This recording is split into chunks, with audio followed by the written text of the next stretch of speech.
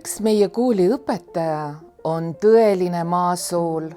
Ta on aktiivne ja oma ainevaldkonna osas kirglik.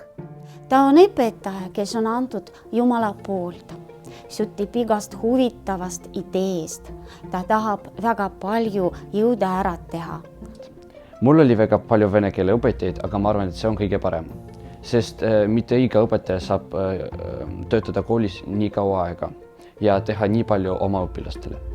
Ta oskuslikult motiveerib õpilasi ning arendab nende tugevaid isiksuse omadusi.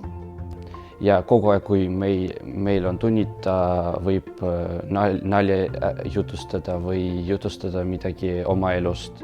Ta on tõeline meie kooli raudvara.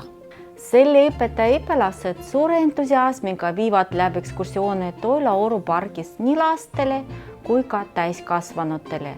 Olen talle meeletult tänulik, sest ta pani minusse avaliku esinemise oskuse ja see mõjutas minu elukutse valikut. Palju aastaid on möödas, kuid mäletan siiani tema lemikluuletuse riidu. Послушайте, если звезды зажигаются, значит, это кому-нибудь нужно. Значит, это необходимо, чтобы над крышами загоралась хоть одна звезда. Palju õnne, kallis õpetaja Ljudmilla Zagarulka!